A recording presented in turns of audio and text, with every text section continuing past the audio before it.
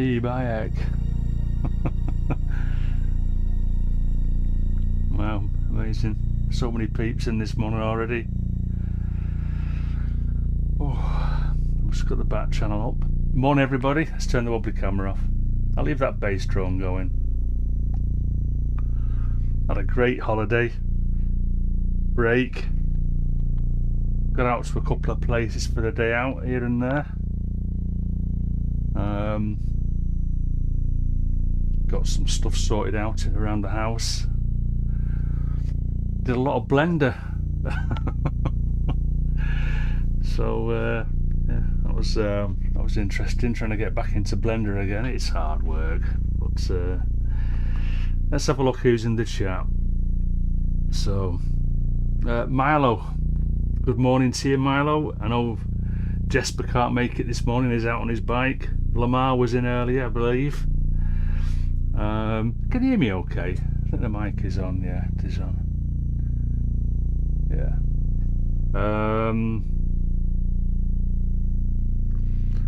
Pagvoop. Wags.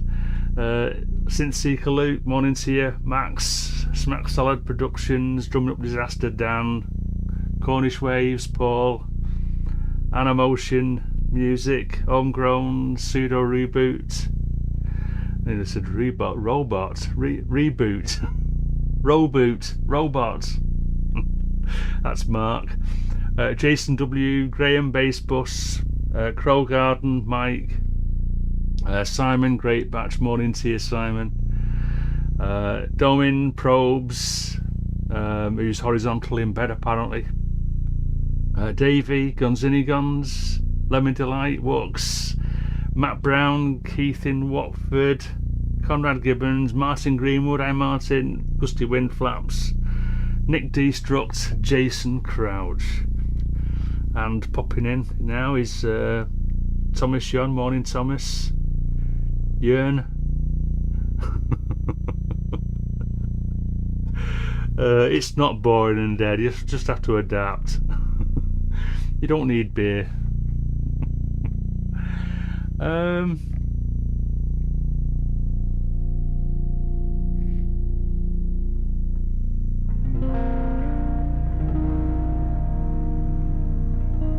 I hope you've all enjoyed your sleep-ins and stuff. Had a few Mythers. Oh, Homegrown. Morning. Sure, I've not said hello to you. Is that you on the list? If you're not on the list, you're not coming in. Which is bollocks, of course. Because you're in. There he is, Homegrown. I might have said Homegrown, I just can't remember. I've had a bit of an issue with the mic this morning and stuff. I don't know what it is. Kraken Modular, Alcadroid, morning to you. Tom, I try Tom.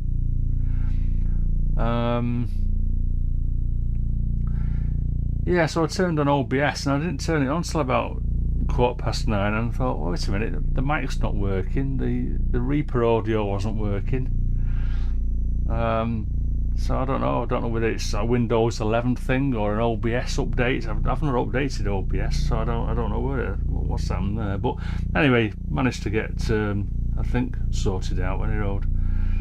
I don't know whether is my mic too hot. It shouldn't be too hot. Looking at the levels.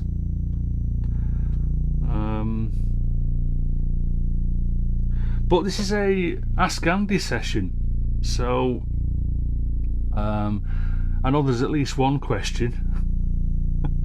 Morning Inhibited without the E. Yeah, Wags asked a question in the posts chat. Nothing to do with music, but who cares? It's Wags. He wants to know what jelly I like, and I don't like jelly. I'm sorry. I've not had jelly for years, for decades. If I had to choose, then it would be lemon jelly.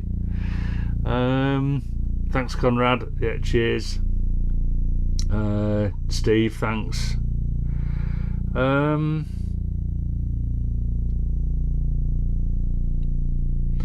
Yeah, so just if you've got any questions, anything at all really. Just ask away. Mainly the music. I mean, I'll try and ask anything else other than the music, but depends really. Depends what you're asking. If you want my bank account and password, then you're not having that.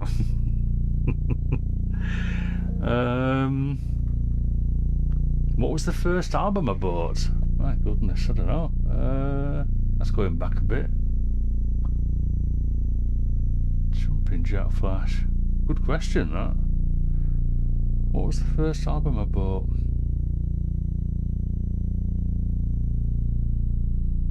Might have been Led Zepp Volume 2.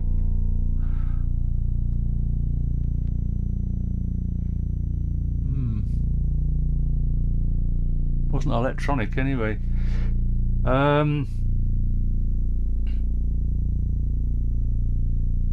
Give the jelly a miss, yeah.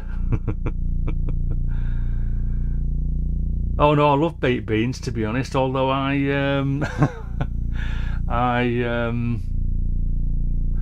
always curryfy my baked beans. So they're not sort of like standard baked beans anymore. I rarely have any baked beans without sticking a load of spices and stuff in. Now then, Kraken Modular, how did you go about building your rack? Did you plan it or just buy stuff? Mainly the latter. So I started off with because the thing is, the advice is to when you're buying modular is just buy a couple of things to start off with and learn those and then buy something else. But I had a bit of a problem in as much as my eldest lad had already bought the Metropolis before I'd even ordered any modular. So I thought, well, I need to get something that was at least quite well built with sound sources and utilities. So I went for a Dopefer basic case, which is this middle one here. So this middle one came loaded with 2 rows, so a total of 6U, 84 HP each, of a couple of oscillators, some VCAs, a filter or 2. I bought the Wasp filter to put in it. So at the same time that I bought that, I bought the Wasp filter. James had bought the Metropolis. And that for me was a great starting point, because I wanted to start making sound straight away and not just experimenting too much to begin with. So there was like an urgency to try and at least get the Metropolis driving some sequencer stuff. And yeah, so that's what I did first. Alka. I thought we were friends. Sorry, mate. Let's go. So I've got some questions in the back chat now. Hold on a sec. So I've answered that one. What have you had for breakfast, Tom? Right, okay. Well, I'm quite a boring person, really. I'm very much a creature of habit. So from Monday to Saturday morning, I have it's a mix, really. Let's put another drone on here. Hold on, let's put that on.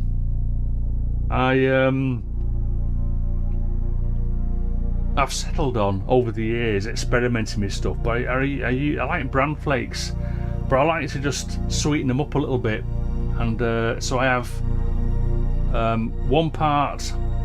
And I use my hands actually. I just go into my cereal packet and whatever I can grab with my hands, put into my cereal bowl. So I have 1 part Crunchy Nut cornflakes and 2 parts bran flakes. And then I obviously put milk on that. Although I water down my milk now, and that's pretty much a COVID thing. I'm not a big fan of milk, and I used to drink, or not drink, I used to use skimmed milk, so fully skimmed milk, so quite watery itself anyway. But when COVID kicked in, the choice of what you could get of stuff like milk was they'd basically stopped doing skim milk. So what I do is I put half an inch of milk into a tumbler, and then put another couple of inches of water in. And it's amazing how little milk I need to milkify the liquid that goes onto my cereal. So that's my cereal, and then I have a glass of orange juice, which is just the stuff you get from the supermarket. So it's like a fresh orange juice, except it isn't fresh because I've not squeezed it myself. I'll have a pint of water, and then some mornings I'll have a banana if I've got some fruit, and I'll have a banana. And then Sunday, I augment that with 2 rounds of toast with maple syrup on, and a cup of Earl Grey. So that's my breakfast habits. So Milo's asking, when getting the guitars, PRS and Gibson, was the ambient and electronic main idea, or do you also enjoy some of the traditional genres such as blues, jazz and rock as well? Well, yeah, the latter again. So when I bought the Gibson, I was already doing sort of like, trying to do electronic music, but really I'm also a rock and prog rock, heavy metal, prog metal, that sort of thing. So yeah. Yeah, I wouldn't say I like loads of different types of music. I am quite limited, but yeah, electronic stuff, ambient, rock, prog rock, bit of indie. So what colour is the synchrotron universe? Black, I'm afraid. Yeah, it's black. That's an easy one to answer. Black's my favourite colour, which isn't a colour. So morning to I said, just catching up with who's just popped into the chat. Jason Jervis, Robert Schultz, Half God, Morning Biscuit, Inverted Popes, Tony, morning to you. Right, cool. So question from Mark, Pseudo Reboot. If you had to move to a desert island, which synth would you take? That's assuming I can only take one, that is. Well, I'd take my modular synth. But I'd make sure I'd grown it by twice the size by the time I go to the desert island. Is that cheating or what? What's your favourite filter apart from the Wasp? Tracker Jack asks. Right, okay. Apart from the Wasp, I don't know really. I mean, because they're all. Yeah. Let's start with the least favourite, and it's only because, even though I say it's my least favourite, my A120 low pass filter, it does what it says on the tin. It's a good filter, and what I like about this filter as well is, like some of the other ones, but you've got a CV input on the main frequency control, but you've also got two other frequency CV inputs which you can attenuate. So yeah, I quite like that. So even though it's my least favourite, I still like it. I do like my Expert Sleepers Ivo filters, and I sometimes use those like a stereo ganged filter. So if I want to put stereo stuff through there, then I'll use those two filters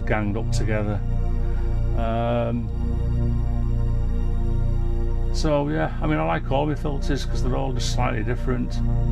I've got the Polyvox filter, so that's got a bit of its own character.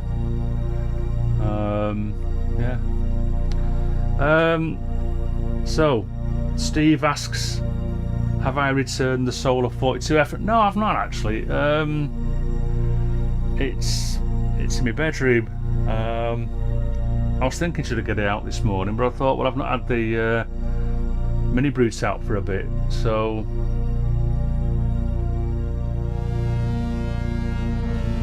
I thought I'd get this out. Yeah, Mark says cheat.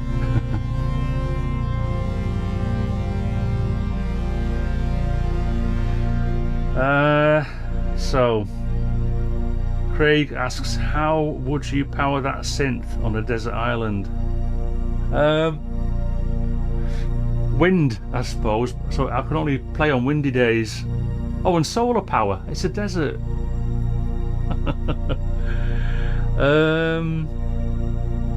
And Steve asks, what prompted me to buy the PRS guitar?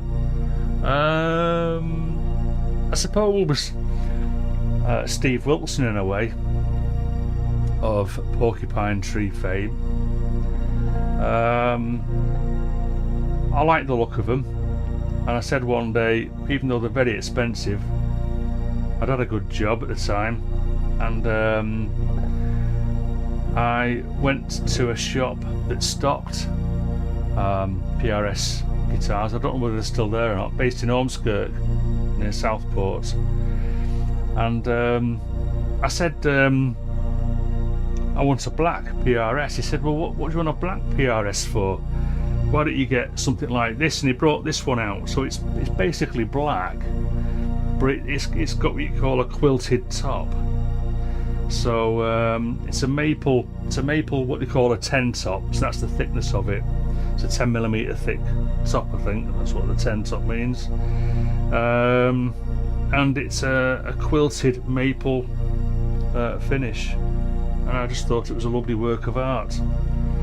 So yeah, a lot of money, but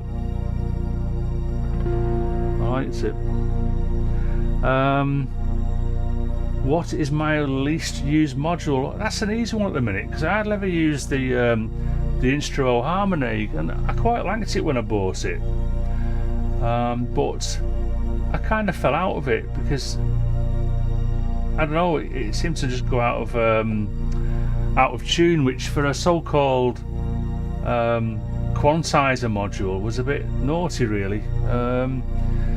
And what I ended up doing at one point was taking the outputs and then putting those into a quantizer. So, but I need to get back onto it because it was an expensive module, and I think I can get use out of it. But at the moment, it's hardly been used. So Jörn asks, so what year did you start making electronic music? So, alright, well that was 1982 thereabouts, something, I don't know. I'd moved into my first home,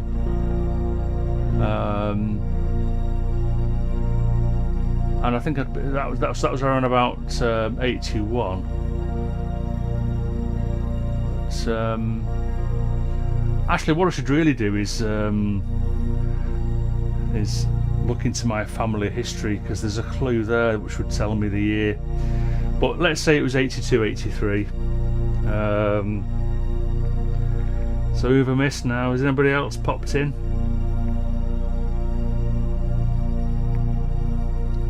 Mike Oldfield. I didn't know Mike Oldfield played PRS. That's interesting.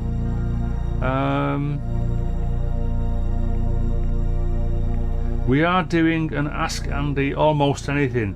I prefer music questions, but yeah. Oh, here's Prometheus James. Do you plan to dye your hair blue? No. That's a simple one. Did I say hello to Nick Destructs? I can't remember.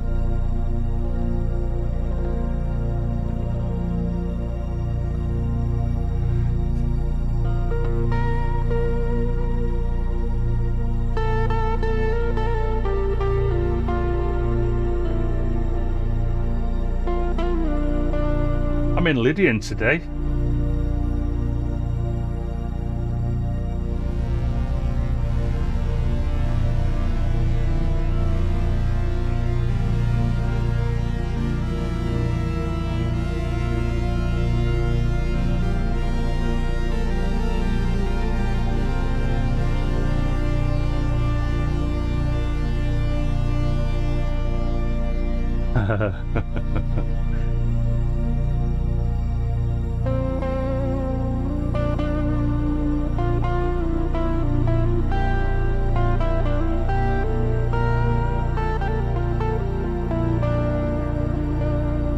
Hey up, Darren Tea House, morning to you.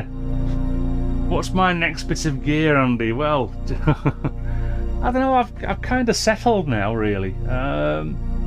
I think I'm at the point where I just need to use it, and yeah, just develop more skills with what I've got. You'll notice that I haven't got these two on today because what time is it now?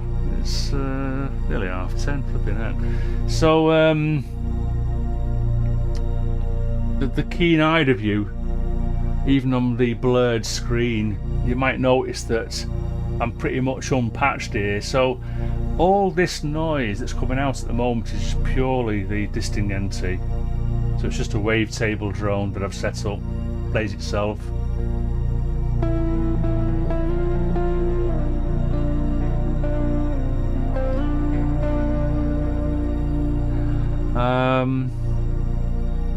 Gonzinigond asks, did anyone ask you what your first synth was? Probably not. But my first synth, and again, I can't really remember because I've not kept receipts from the early 80s.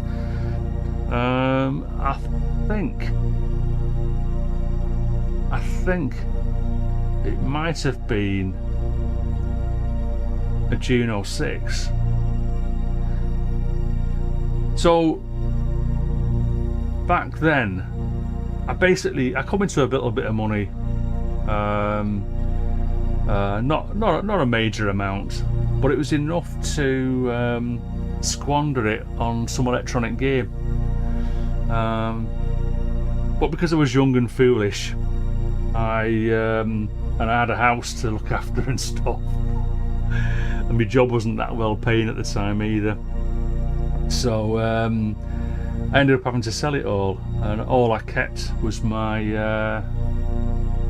just about to see it there. That was my, in fact, that was my first ever musical purchase. My Eco Ranger 6-string acoustic. So morning, Kent.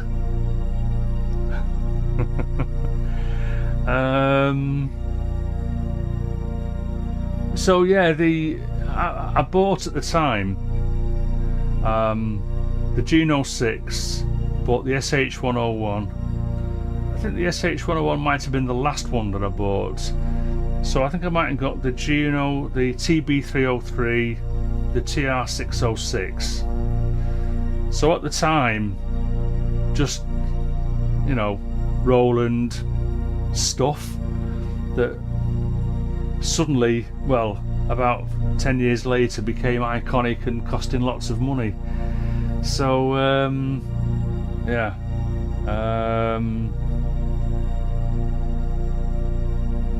and then I also bought, actually at the same time, I bought I bought my first Moog. It was a multi-Moog, and not the best of Moogs, but it was a Moog. But I ended up breaking that by leaving it on one night when I went out to the pub, and when I came back, the multi-Moog had broken one oscillator circuit. So that was the end of that one. Morning, Kent.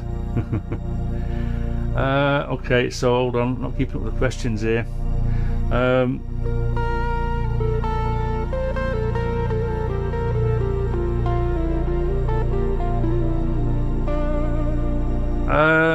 So Luke asks, please explain what the disting is to the new folks, and why you have so many. Well, the disting, which is just short for it just means this thing, because he couldn't think.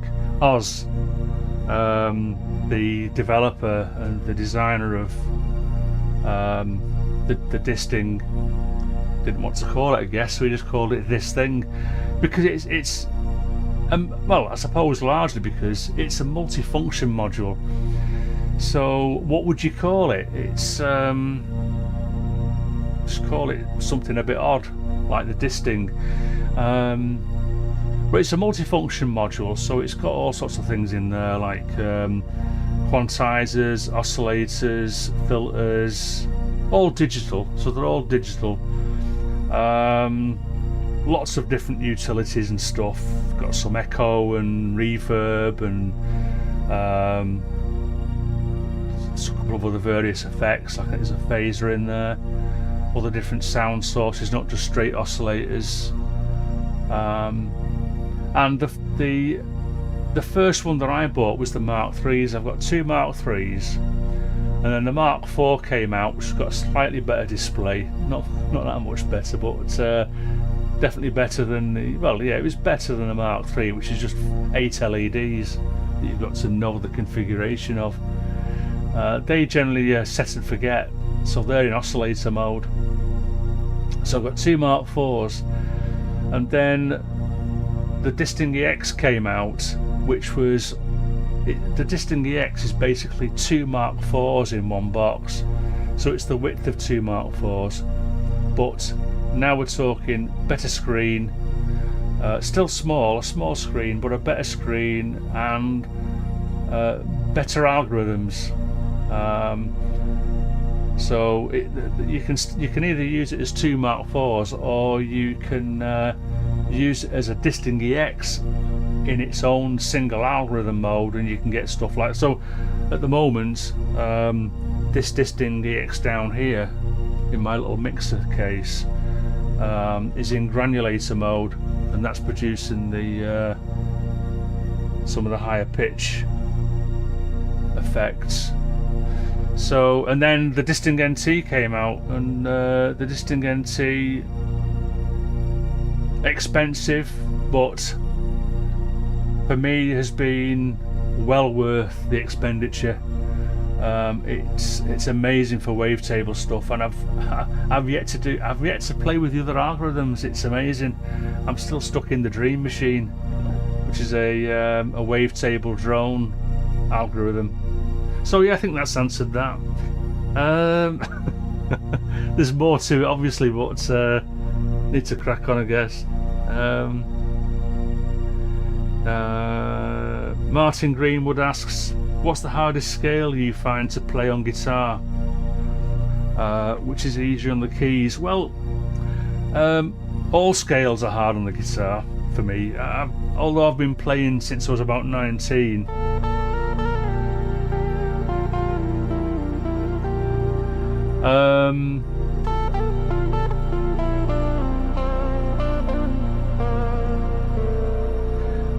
I just don't take instantly to a particular scale, so what I've got to do is I've got to suss out the notes. So sometimes you'll probably have seen me hunting out notes and playing jazz notes, you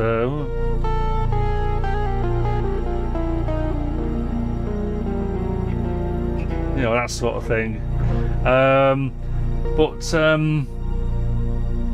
You do, I suppose, the major scale is the one with the most muscle memory.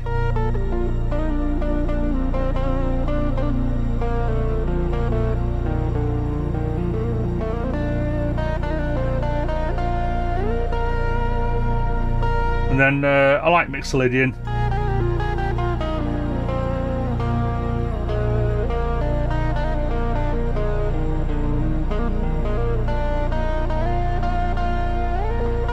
And then today I'm messing about with Lydian.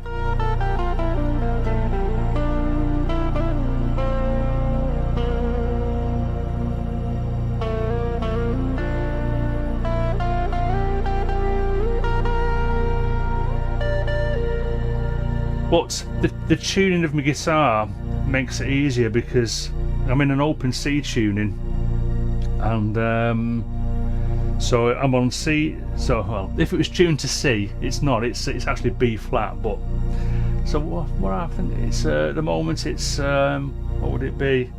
B flat.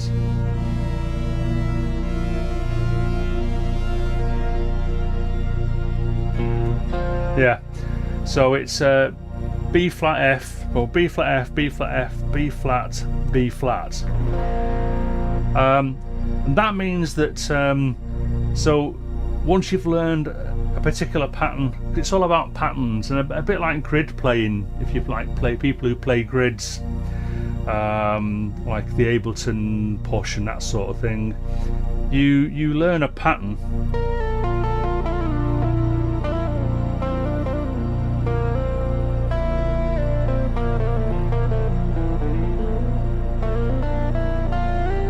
And because I have pairs of strings tuned to the same thing, so these two strings are tuned the same, B and F, then B flat. So I've only got to learn the shape on two strings, and then I can transpose that onto other strings or transfer it to other strings. So yeah, anyway, enough of the guitar stuff. Morning Graves, Jeff Hopkins, morning to you, Jeff. Sorry about just the drone, but lots of great questions coming in.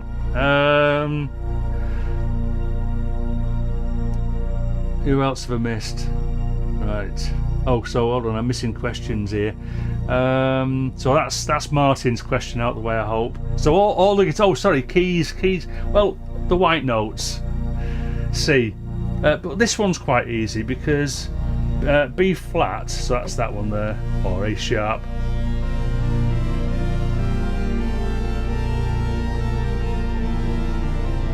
So B flat Lydian, if that is indeed the scale, I think we'd call it B flat rather than A sharp. It's quite simple because apart from the B flat, which is the one black note,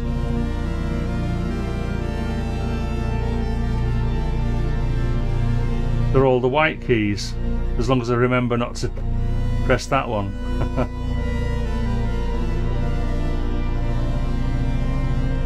So it depends, really. Depends. I'm not very good, basically. That's the bottom line. Kent Spong, Andy, old chap, has your JP8000 suffered stomach the distorted outputs yet? Yes, it has. And I've replaced one capacitor, which seemed to sort it out. It wasn't actually, for some reason, it wasn't the capacitor that failed, Kent. It had literally come off the it become unstuck, if you know what I mean. Whether it was a dry joint or something, I don't know, but the capacitor itself seemed okay. Maybe it wasn't, I don't know, but yeah. Anyway, I'd already bought some new capacitors, so I painstakingly soldered a new capacitor in place, which it was surface mount. Surface mount component, and it was tiny. You know, the capacitor's about 5mm diameter, ridiculous. And there's me with my flipping big soldering iron going in there. Oh my goodness! But yeah, I fixed it. So Simon asks, when was the first live synchrotron concert through a huge PA system? Oh dear me. Yeah, I don't know, mate. Oh, you skipped 2 questions from me and Craig. Oh, did I? Sorry, mate. You'll have to post it again then, Steve, because rather than scroll up. Cheers, Ken. So I mean, I don't know. Look, these are my live sessions.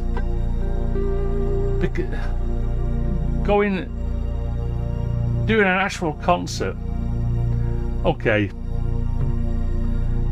If I was someone like Robert Rich, a well-known performer,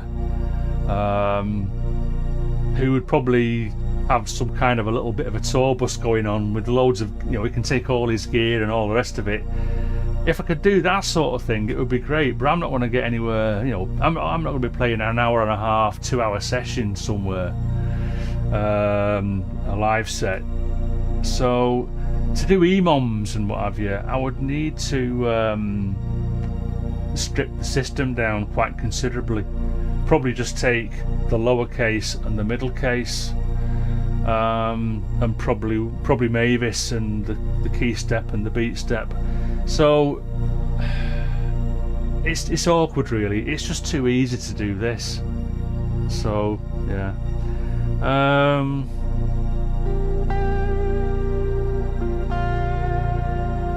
Okay. So Steve asks, would you say to someone contemplating starting what would you say to someone contemplating starting a modular system? Contemplate. Well, one of the first things you'd have to contemplate first, obviously, is how much money you're prepared to spend on it. Because modular is definitely not cheap. What people have got to understand is that a lot of these modules, they're not mass produced. They're like a cottage industry made by one-man bands. Obviously someone like Oz and Andrew Osler, who's the expert sleepers guy, he's built up over the years, and he's a one-man band. He designs all the modules himself, but he's obviously set up, you know, he's had to set up some kind of manufacturing chain to keep up with demand. But even so, he's still just a one-man band, and so they consequently cost a lot more than what you would pay for a synthesizer. So if you just take the elements, for instance, mutable instrument elements, I think that cost me £500 at the time. Well, £500 would get you a Mini Freak, full, you know, a great synthesizer. So you've got to be prepared to spend the money. And then the other thing is you would then need to be prepared to put in the time to learn the basics of synthesis. And the other difficult thing with modular is, well, what are you going to do? So you've got to have a think about what you want to do, really, in terms of your sounds.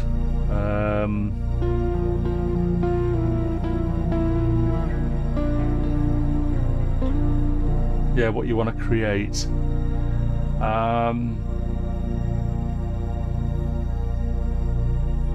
And then, yeah, it's just a matter of them building it up. I mean, the positive side of modular is you haven't got to dive in, you haven't got to spend your 10, 15, 20 grand all at once. You can do it a bit at a time and build it up gradually. So yeah, I hope that's answering your question there, Steve. Rick Wakeman is asking, hiya Rick, do you prefer a weighted keyboard or the usual synth type? Yeah, just the usual synth type. I'm not a pro. I can't. Weighted keyboards mean nothing to me. So yeah, see you Rick. Morning Spaces, hiya David, Surcheck, Peter Coit, Datalek, Music Smurf, morning to you. Thank you for tuning in. Craig, how many's watching? Am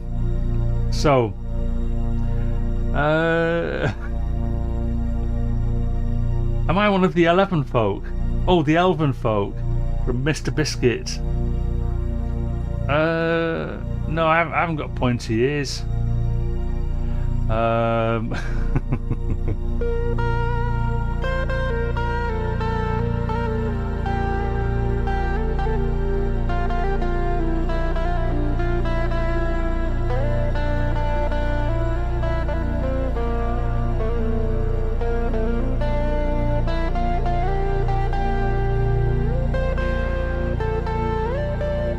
Morning, Heavy Cap.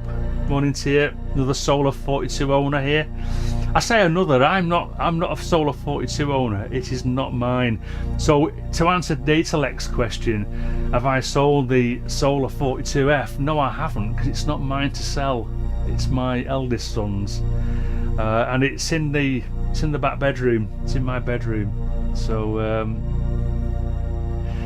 I'm obviously not keeping up with the charts. I just, there's no way I can keep up with that. Oh, by the way, while I remember, this top fans thing, right? I don't subscribe to it. I've turned it off. So, the funny thing is, when I'm watching YouTube, I no longer see everyone's crowns and flags going up to say whether they're 1, 2, or 3. But on OBS, the YouTube overlay, the chat thing, it does. I've turned it off. I don't like it. I don't like the emphasis of getting people to chat just to get the number 1, 2, 3 position on a scoreboard. I really don't like it. So anyway, yeah. Well, you can turn them off, Jason. How do you turn that nonsense off? So you go to YouTube settings, and let me just remind myself. So if I bring up YouTube, I'll put it up on the other telly. So you go to YouTube, and then you go to the settings page. So where your icon is, top right, you go down to settings, about third up from the bottom, and then you go to I think it's privacy, and live chat. So yeah, sorry, so under privacy, there is the third option down, live chat. There's a switch to turn off leaderboard participation. So you've got to turn that on to turn it off. I hope that makes sense. So did you get that? Craig, let me know whether you've found that useful or not.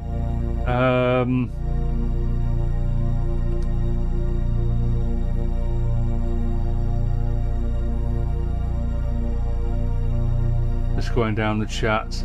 So yeah, let me know, Anna. So I explained, excuse me, how to turn that off.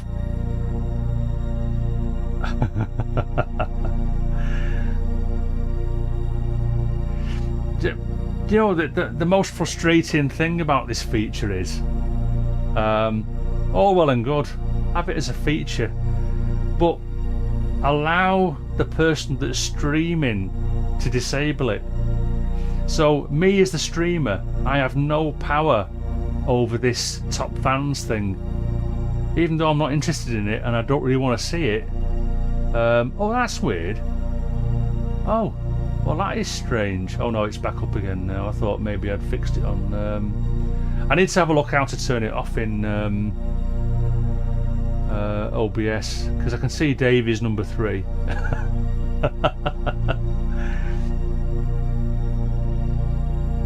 Yeah, cheers, Craig. So yeah, so Simon asks, does my wife like the music? Well, she's not an absolute fan of some of the stuff that I play, but she generally does. She doesn't hate it. No, definitely not. She doesn't hate it as such. So I mean, she does like my my guitar noodling.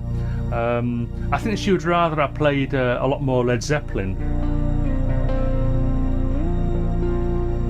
But there you go. I can't play Led Zeppelin.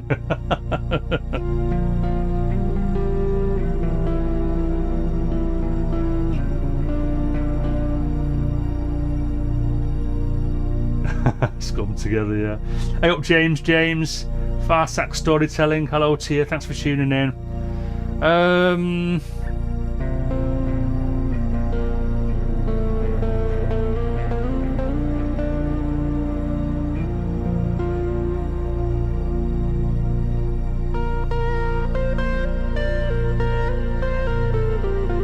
not playing Freebird, Craig.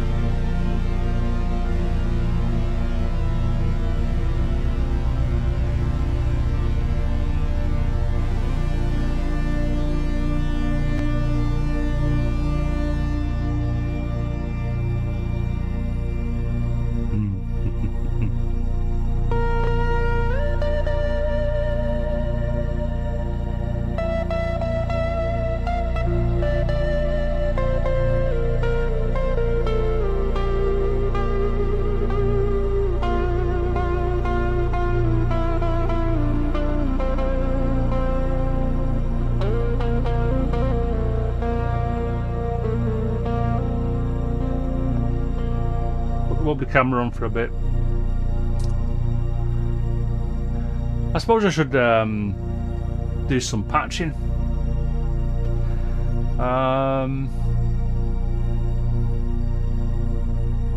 Just I'm not sure what to do, because this is a thing, right? I mean, yeah, I had a great time off,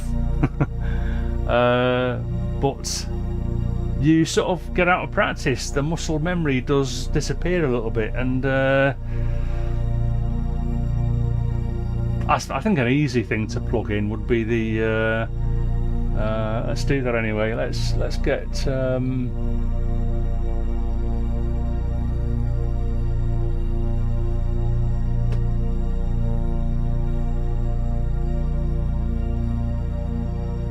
yeah, let's get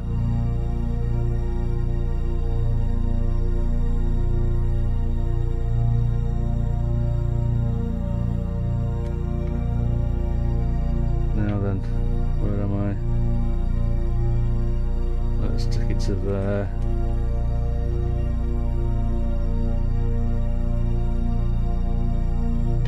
Whoops. I can't remember what this is tuned to.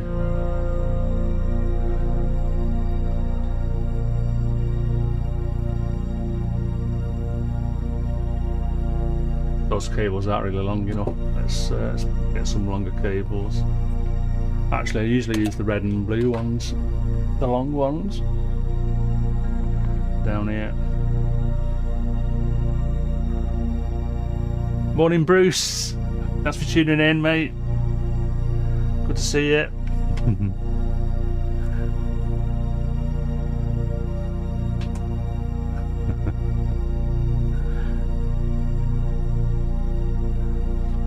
Okay, so red to right.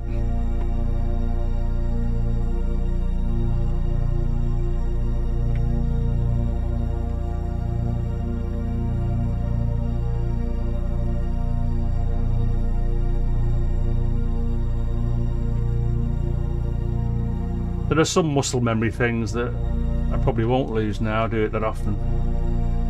But, let's get this. Let's get a basic drone going on.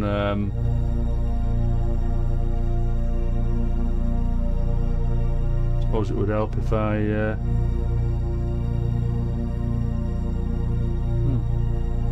Oh.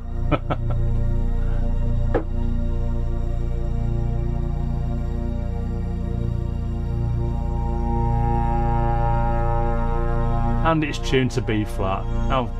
How fortuitous.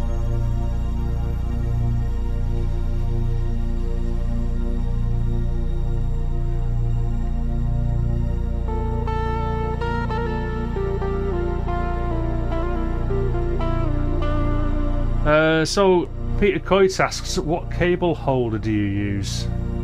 Yeah, I couldn't do the in the box thing. It's Colin Benders does that actually. He has like a box full of flipping cables, and he's like untangling stuff, and does me head in. So I bought an Erica Synths cable holder, and then I just jerry rigged it. This is all just bespoke stuff that I've just jerry rigged up.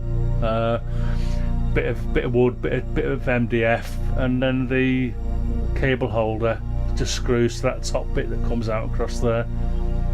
I had to modify the cable holder, the Erica Synths one, because the slots weren't wide enough for the mutable instruments, so I had to file the slots bigger. So the slots up to there, they're all my mutable instrument cable slots basically. And yeah, so Erica Synths.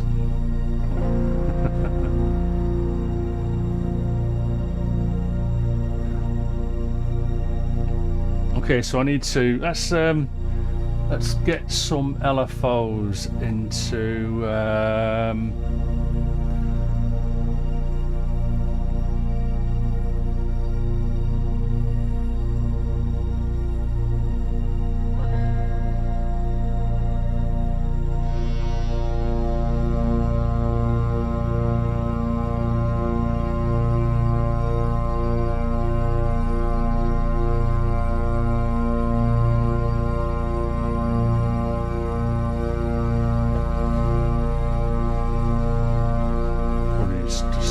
some smaller cables actually. I might need those for something else.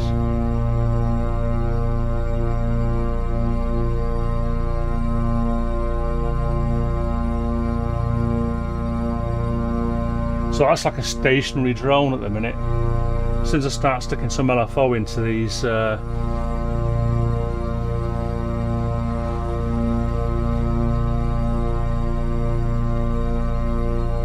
controls here, it should become a little bit more interesting, hopefully.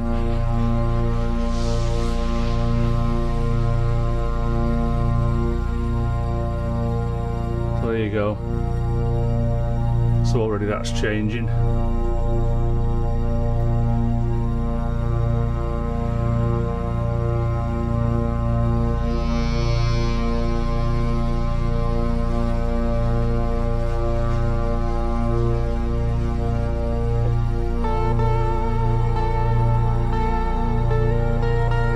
Hey up my Synth Dungeon, thanks for tuning in. I'll see you, Anna. Yeah, okay. Let's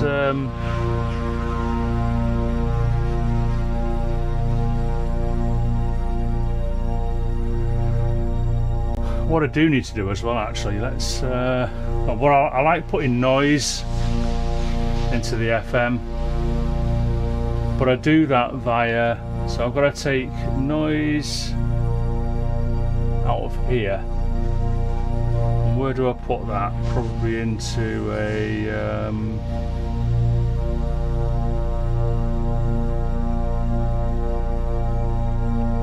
yeah, let's put it into that VCA there, and then I'll take an audio out and the VCA and put that into the FM input.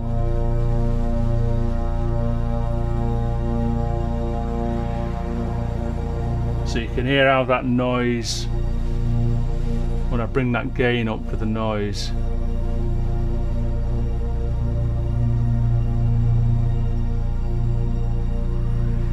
So what I do now is I put a bit of LFO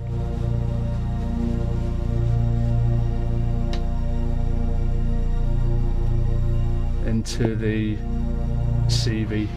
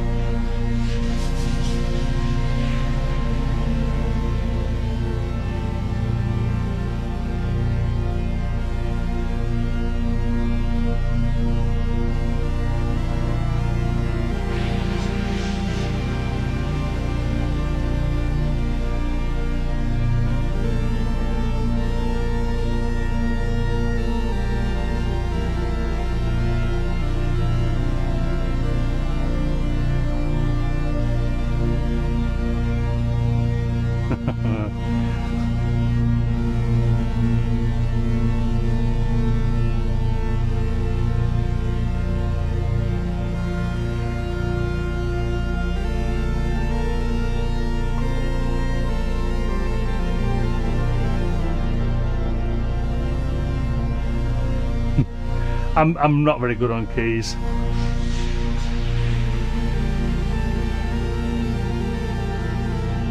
Oops, just no.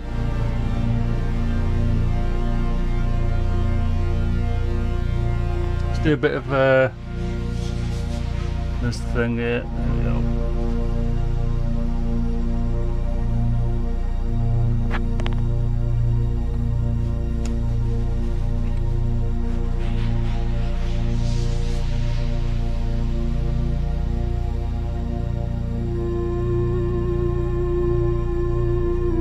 Hey up, Telly, thanks for tuning in, mate. You made it.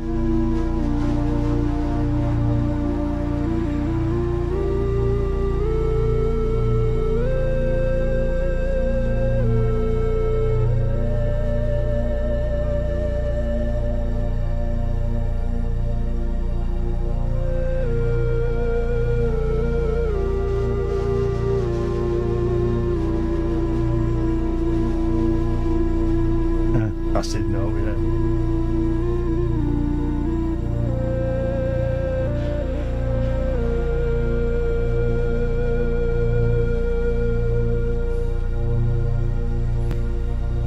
Let's put some more drones on.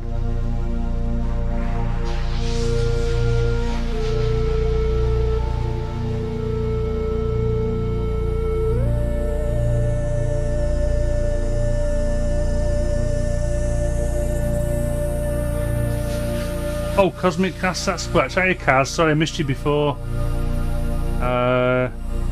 Thanks for tuning in, mate.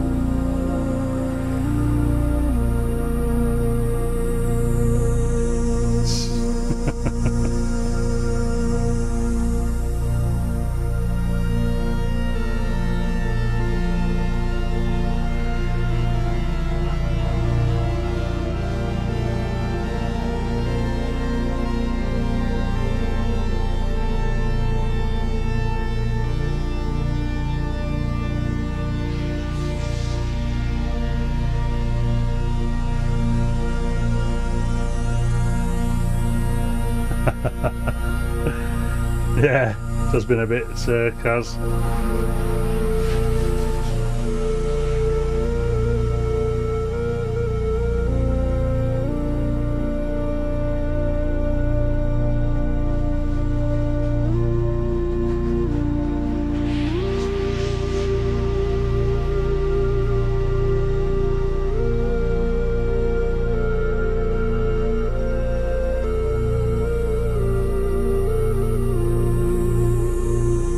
Hey up, Steve Elbows, morning to you.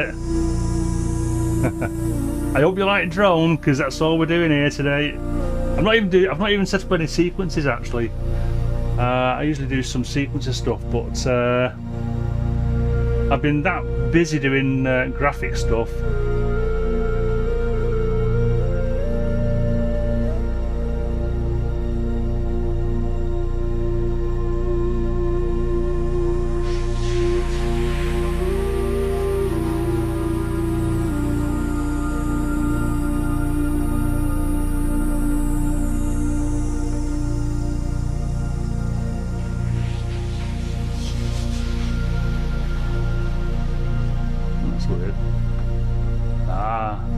Interesting. My whole synth box has moved.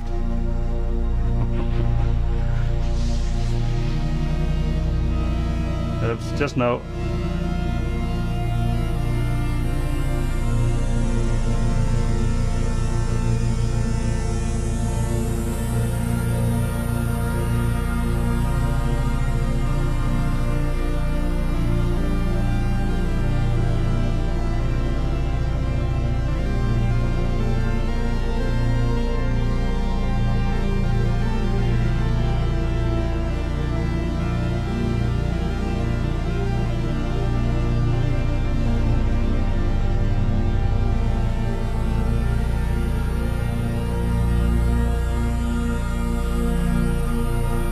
Hey up, engine, Mark.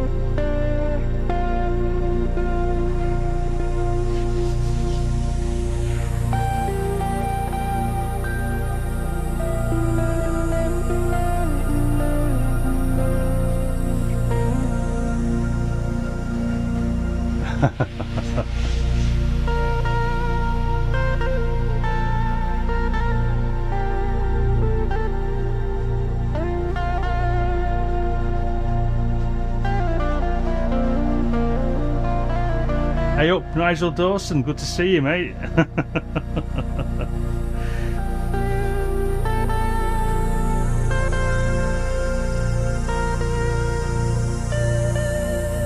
Oh, by the way, if any of you don't have any of my Bandcamp stuff at the moment, I've got this really stupid red hot summer sale on, where if you use Synchrotron at checkout to apply another big massive discount, you can get all of my stuff for £2.19 plus local taxes. So yeah, so if you fancy all my stuff, and the good thing about it is you can buy it all and then just throw away the stuff that you don't like.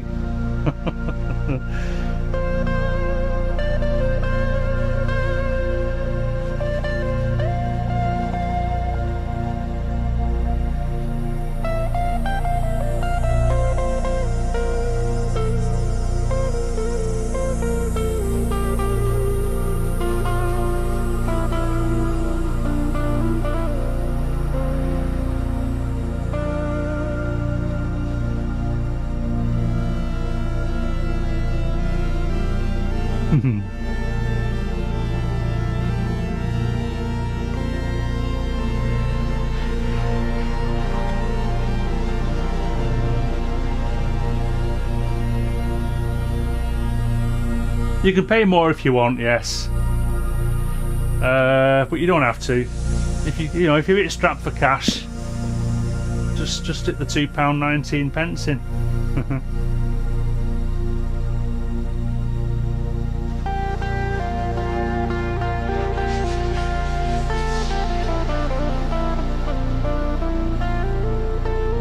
No, it's a lowercase synchrotron.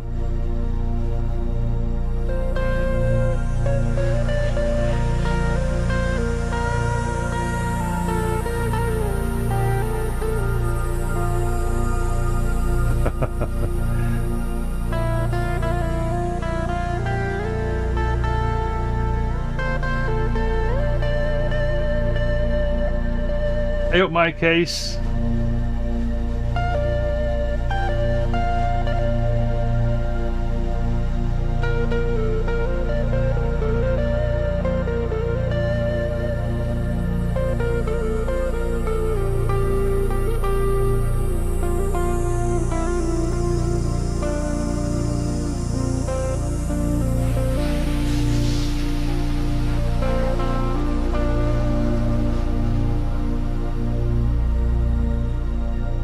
you fell asleep yet?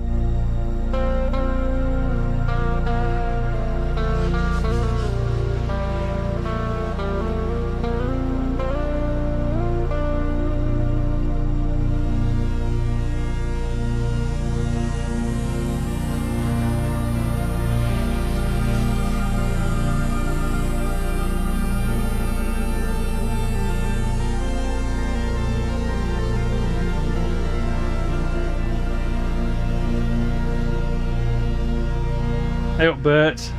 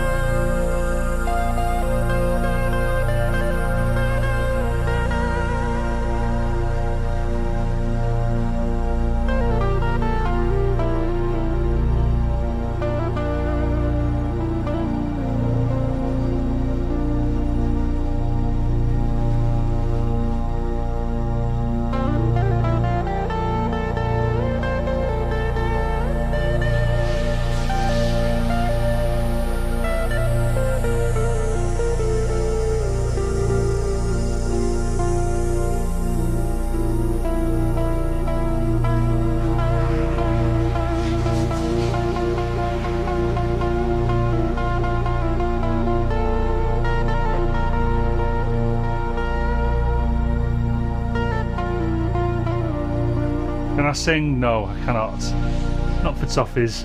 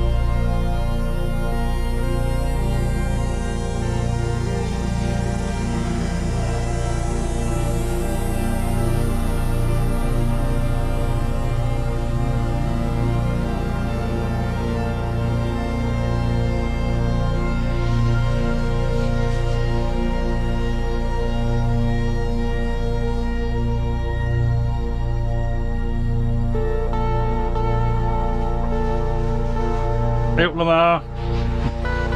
Oh, yes, no.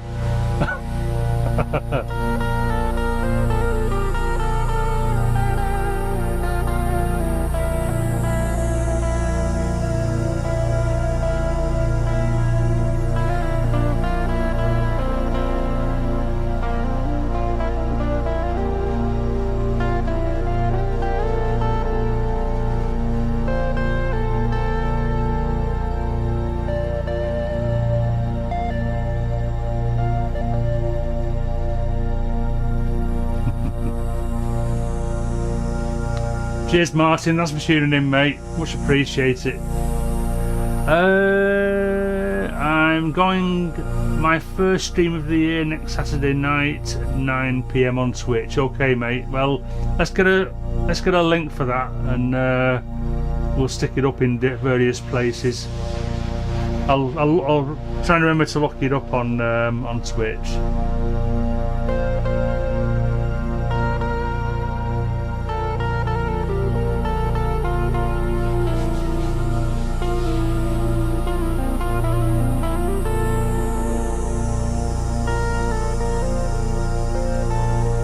Alright, Lamar.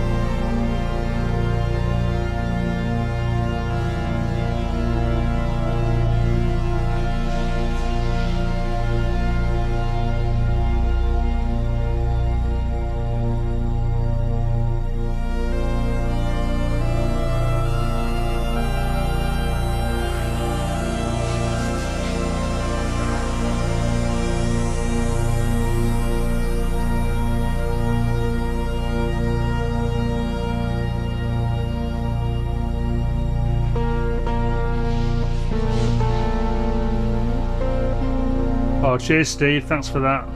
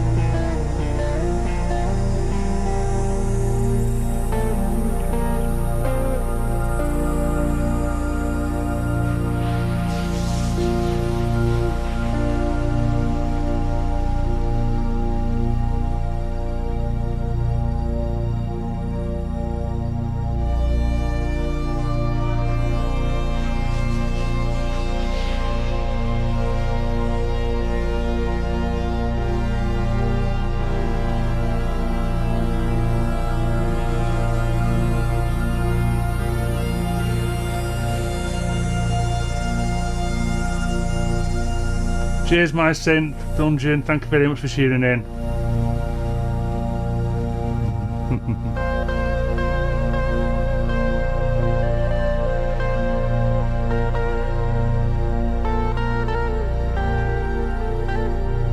Hey up, George G's. Morning to you. Thanks for tuning in, mate.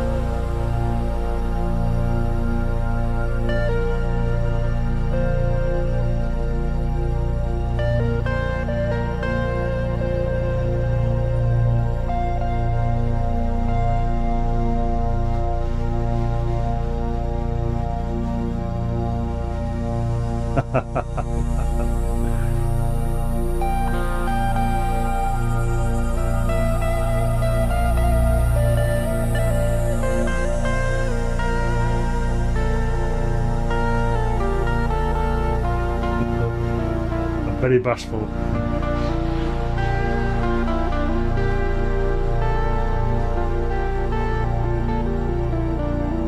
I've not done any mic off, so I'm hoping you can't hear my twanging through my lav mic. Otherwise I'll have to mute the mic.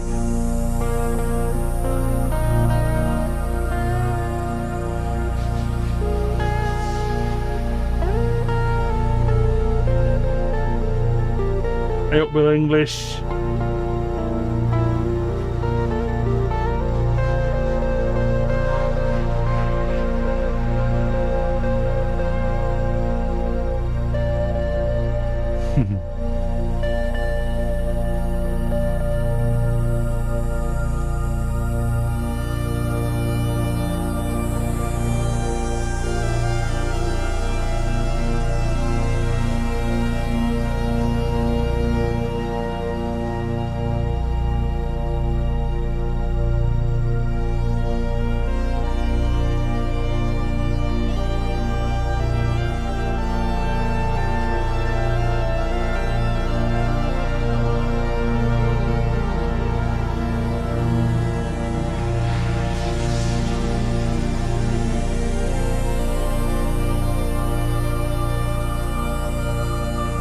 Thanks, George.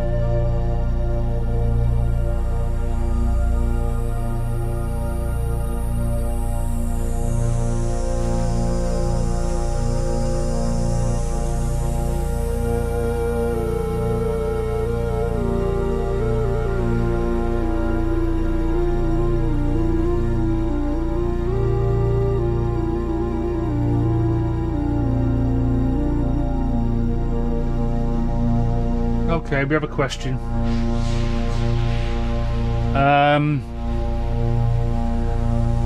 The drones. There's only two things doing the drone at the minute, believe it or not. There's the Disting NT, which is doing a lot of the stuff, a lot of drone, and an Elements. Now Elements is just a fixed pitch, so that's just tuned to B flat at the minute. So let's turn everything off actually. Let's turn everything off. So just those three switches there. Oh actually there's this one here. Let's turn that off. So now we've got nothing. Yeah, so Mark is asking what modules are performing the drone. How are they changing pitch? Well, as I've explained before, but it's always worth reiterating, I'm only using roots and fifths for my drones. So now pitch wise, I've got one bass drone, so just hold on a sec.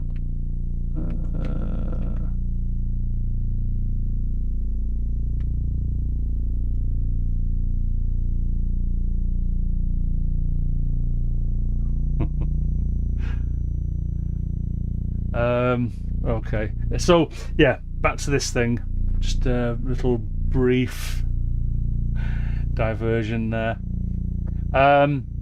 So that pitch doesn't change, that's just a static pitch, and that's a wavetable scan via the NT. The other fixed pitch is in fact actually I think it's, let me just double check on that.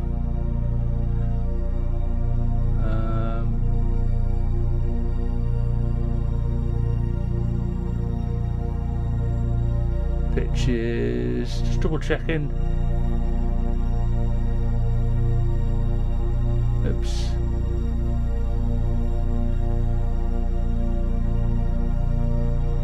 Yeah, sorry, yeah. So it's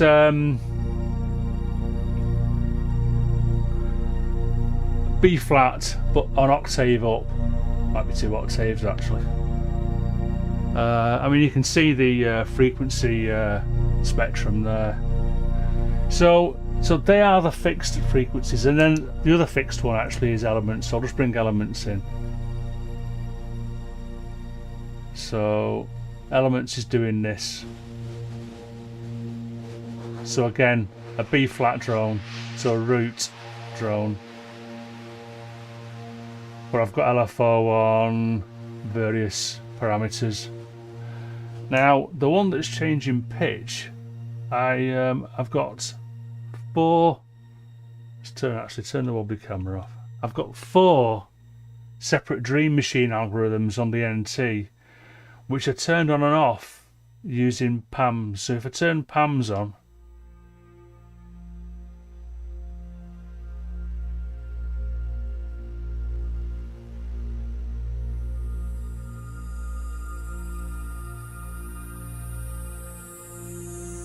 so all we're hearing here basically is 4 drones either playing a B flat or an F, so a root and a fifth, and they're basically square waves with a different pulse width that act as switches to turn on the gates inside the NT to bring the drones in and out. So yeah, hope that's answered that one. So Peter Coyte's asking, have you looked at the Verbos harmonic oscillator? I wonder if the Expert Sleepers module can do that. I don't know. I am aware of the Verbos harmonic oscillator, but it's been a while since I've looked at it, what it is and how it works. So I'd have to dig into that. So basically the question at the moment is I am not sure. Peter, I'm sorry. Trying to think. The Verbos harmonic oscillator. Is that the additive synth one? Is that the one that you bring the levels up of your various harmonic components, so the root, fifth, third, fifth, whatever. If so, I think you can do that with the Expert Sleepers one, but you would do it by using different oscillators, and then using you could put LFO on the levels of those, the volume level or the filter level of those oscillators to probably get the same effect. So yeah, I hope that answers that one. Not really well answered, I'm afraid, but you're off, Lamar. Cheers, not Lamar. Thanks for tuning in. Good to see you this morning.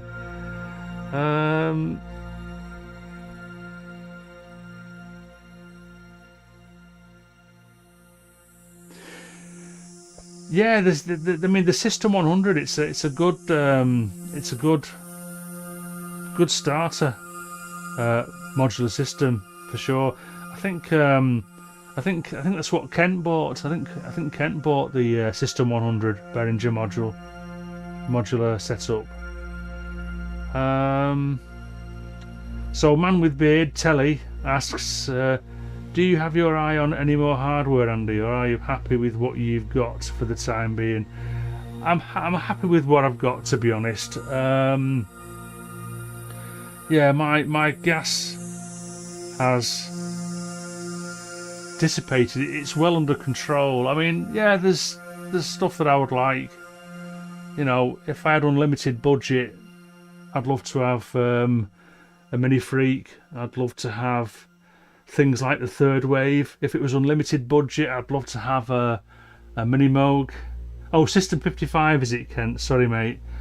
Yeah, so I mean, yeah, there's lots of stuff I'd love to have. You know, the Poly Brute, the Matrix Brute. The list is endless. There's absolutely loads of great stuff out there. But no, I'm settled really. I think if any of me old virtual analog synthesizers gave up the ghost, then I would probably have to have a think about that. But even then, I've got just so much stuff that I can play with. So yeah, hope that answers that one okay.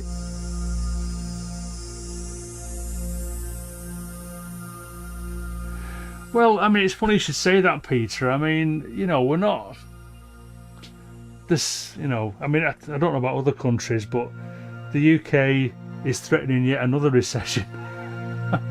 You know, you read the news, and the work situation is getting a bit dire again, and that knocks on everywhere. You know, if people aren't confident of keeping the money coming in, then they stop buying stuff. And you know,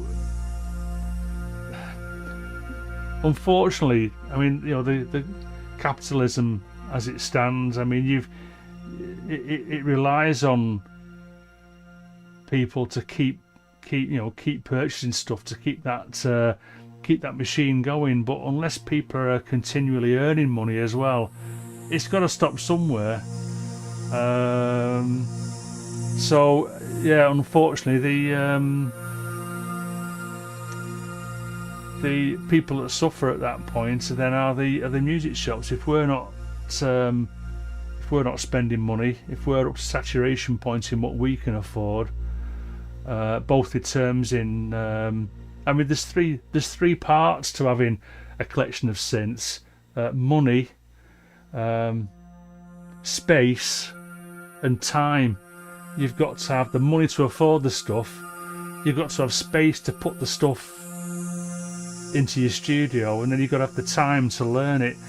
I mean, there are people who buy stuff and sell stuff and keep the second-hand market going, but it's yeah, I mean, it's a tricky situation, isn't it? Cheers, Wooks. Thank you very much for tuning in. Good to see you. So, yep. So I think that's answered that question as well, and Peter there as well. I mean, if you're still, if you're building up stuff, then fine. I mean, and some people can afford to sort of like, buy something and then think, well, actually, I think I want to try something else. So they'll make a little bit of a loss on that, depending what it is. And they'll buy something else to sort of like keep the studio full. I'm not that person.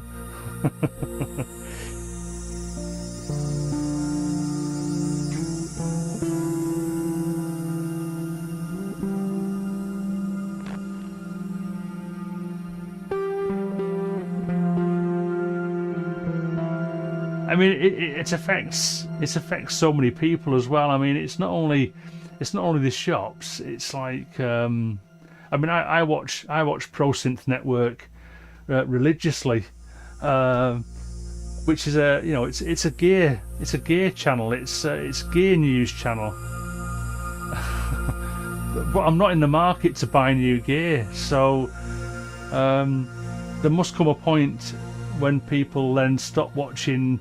If they're not in the market for anything, then why watch gear news stuff? So then people who are like reviewing gear, or like there's lots of YouTubers obviously that review gear. If people aren't in the market for buying stuff, so it means that I mean, like I attend PSN because it's a good crew, and every now and then I do have an opinion on new stuff, even though I'm not going to buy anything. So yeah, it's a funny situation, isn't it?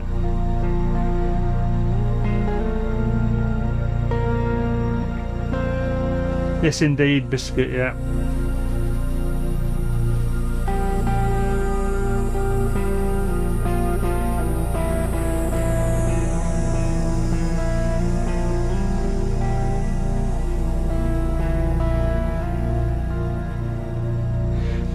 Yeah, you could be right, but you never know, Biscuit.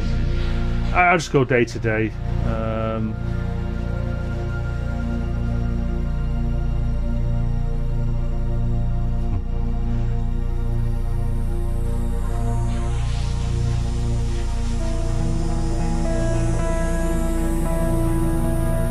Yeah, community. Yeah, you're right, Peter. It's a community. Ooh, jazz notes.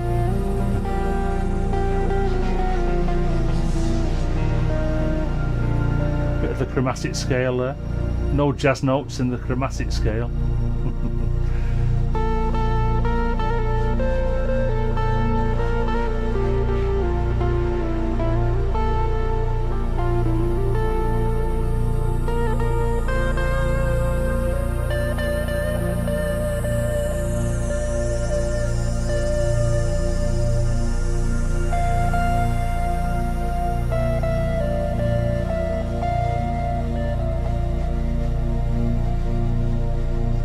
If you had to give up one piece of equipment in your, so this is Steve's asking, so obviously, I mean, the guys Craig and Steve, they're not typing their question in the live chat, they're just typing it in the back channel. So Steve asks, if you had to give up one piece of equipment in your studio, what would it be?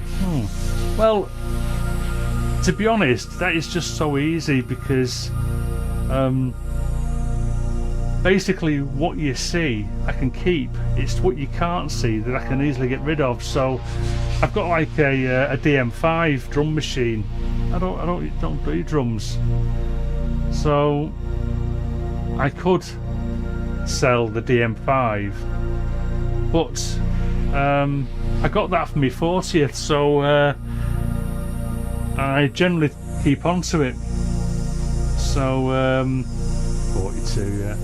Hey up, Cyber Gwen. Morning, Gwen. Thanks for tuning in.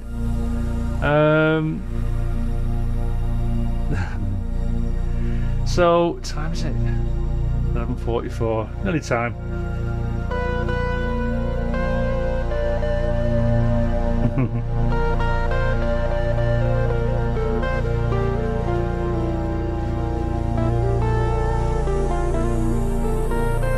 And yeah, so I mean, other equipment I've got. Again, these are just easy answers because I never use them. I've got up there somewhere. I've got an old Korg 05RW synth module, PCM based, so digital. And I've also got an A3000 sampler, which I just never use. I'm never going to use it. The A3000 is just a mither. It's a sampler like the Akai S series. And I don't know, I got a sampler back in the day because everyone seemed to be getting samplers, and it's funny because they were talking about it on Pro Synth Network last night. In the latter part of the show they were talking about samplers, and I just don't really deal in samples. Having said that, I mean, I do have sample libraries, and I could play samples from the Disting NT or even the Disting EX2. So, but yeah, I'm not really a sample person, to be honest. Hey up, Sounds of Synth, morning to you.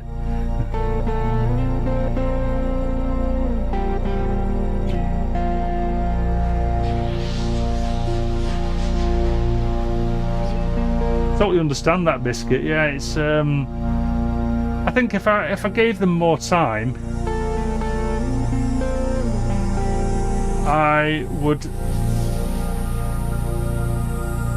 sure I would get to learn to enjoy them. But when I said before about you know, there's three things to owning synths, and that is you know, the money, the space, and the time. The time thing is, the more stuff you get, the less time you've got to spread across it. So for me to then suddenly just say, well, okay, I'm going to go into sampling now, it would just take up too much time.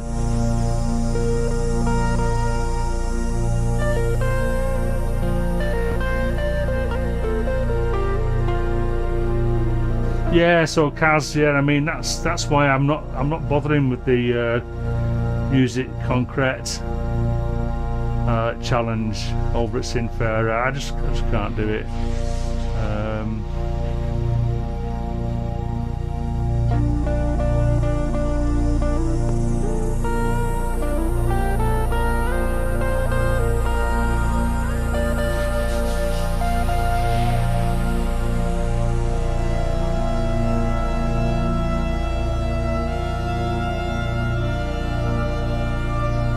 Yeah, good point,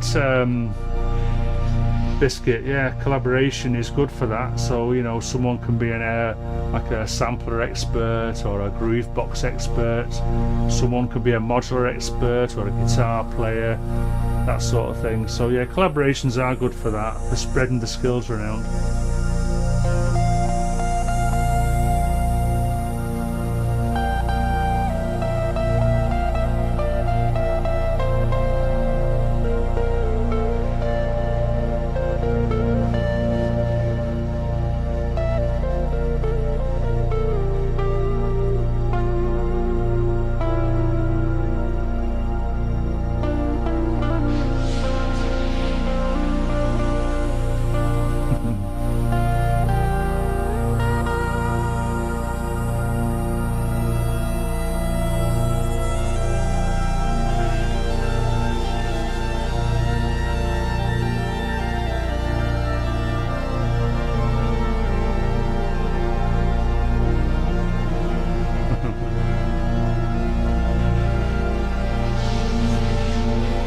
Oops. I'm just watching the chat, not watching what I'm playing.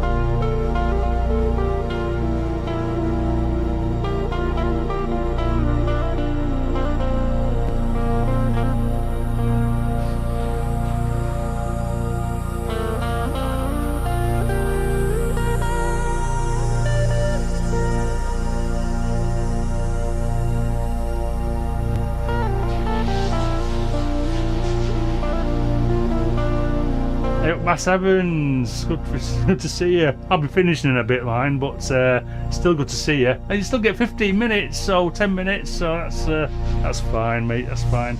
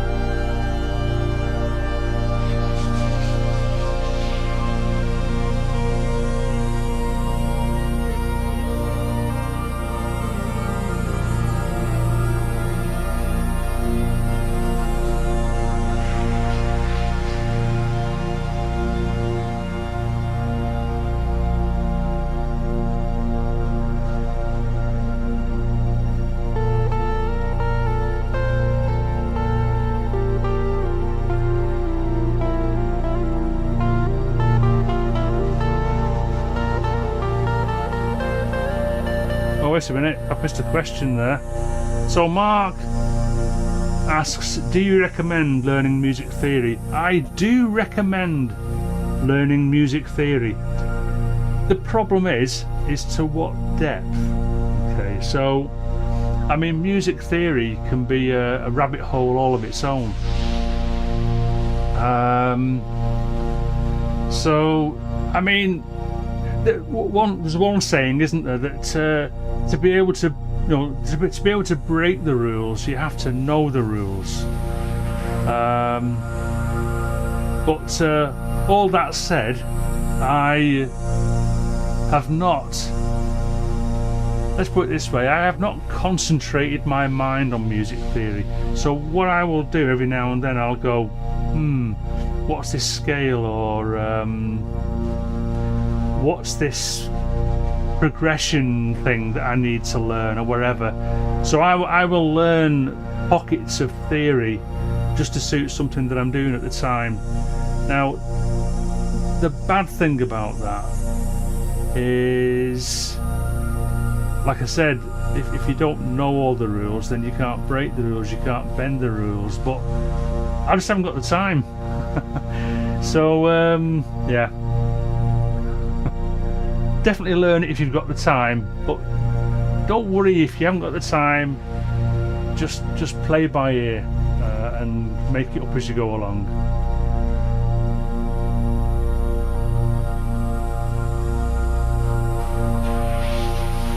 Yeah, wise words, Bert, wise words.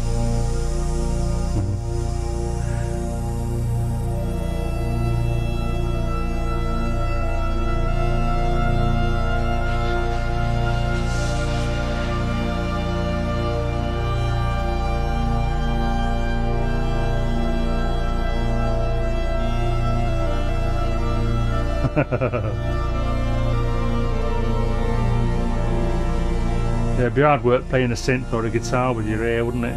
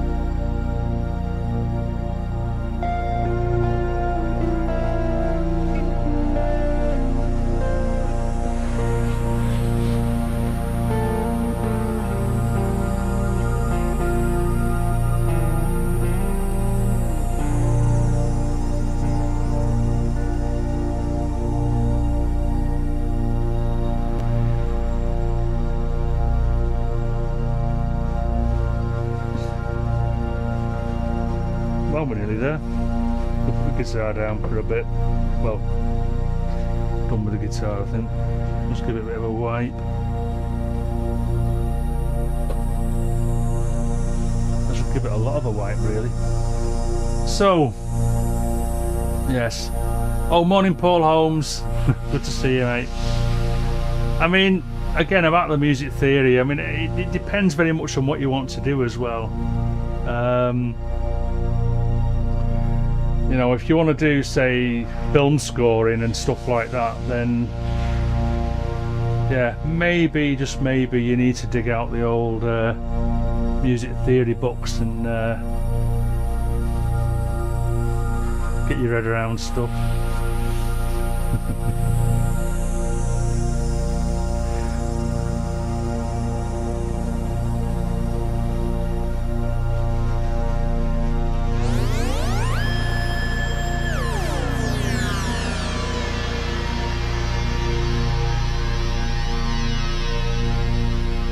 What was that?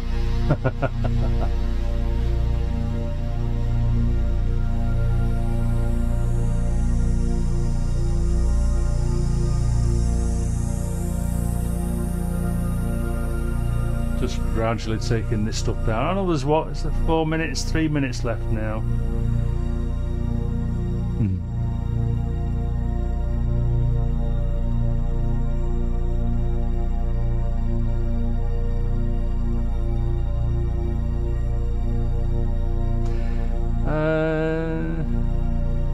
Hold on, Kaz is saying, oops, okay. Oh, I think I've missed it. Oh, finishing albums. How does one go about formulating an album? Well, that's why I do drones. Much easier. Just think of a time and make them that long. Noodle over the top, job done.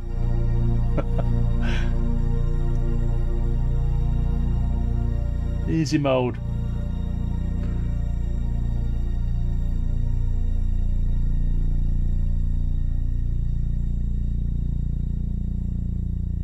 So,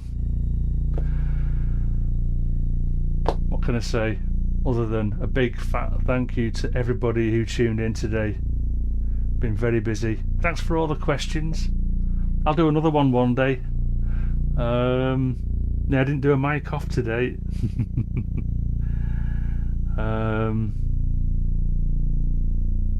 Oh, Hans Zimmer's never had formal music. Well, that's interesting. Yeah. Okay. So you know, there are good examples out there of yes, you don't necessarily need music theory. So listen, I'm going to shut the stream down in a minute. Thank you so much for tuning in. Great to see you all. And I don't know. I'll have to really. I've been focusing that much on my graphic stuff the last 3 or 4 weeks that I need to start building this up again, because I stripped the patch down and now I'm like starting from scratch, and I've not done anything today other than added elements. So yeah. So let's take this out as well.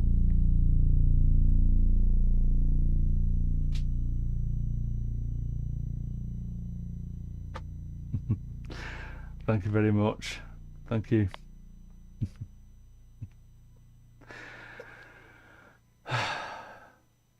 Yeah.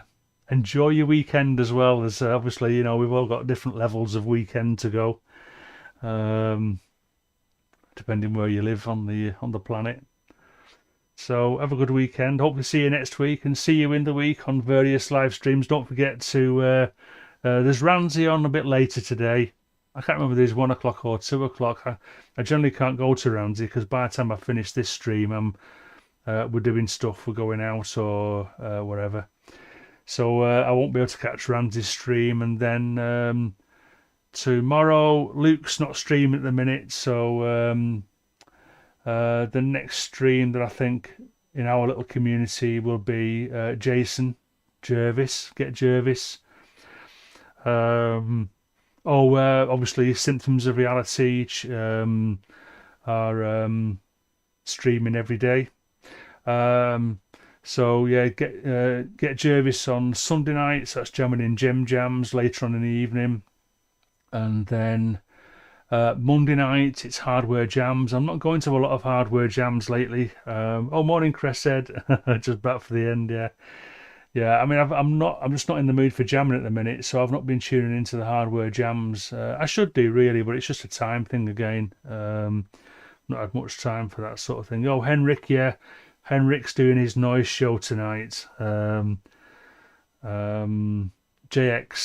J is it was it J J is it JX3P or I can't remember what his channel is. Oh, thanks for the link for Ramsey. So Monday night it would be Hardware Jams, and then Wednesday night it's Get Jervis as another session in the evening, not quite so late as a Sunday. And then Friday night it's PSN Pro Synth Network. So yeah, 2 minutes past 12. Radio time style listed. Yeah, that'd be a good idea. And then of course there's the pub. Yeah, it's a bit random with the pub. I missed one yesterday. J3X DX3D. That's the one. Thanks, Cressy. Yeah, loads of stuff going on. I noticed that Happening has been Alex Happening has been live streaming. I again, it's just a time thing really. I see the live streams going there, but I'm doing other stuff. There's Reconsiderate, Sketchpad, Recon. Luke is obviously releasing videos regularly, but not streaming at the minute. Oh yeah, Thursday night, yeah, JRC Techno with Sprinkles, of course, yeah. And is JC doing is JC streaming on a Friday night? I can't remember now. So yeah. Oh, Sam chats about, yeah, I've not seen that one yet, Cressy. I need to suss that one out. So yeah. So on a sec. What was that? Something propped up on another.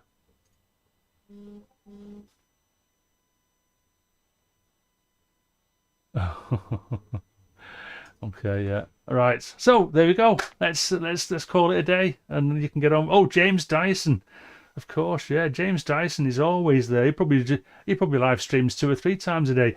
Oh, Davey.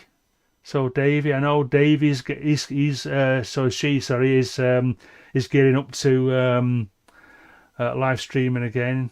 I'm not too sure what their schedule is, but there's Davey, yes. Yeah. Anyway, let's get out of here. And see you soon.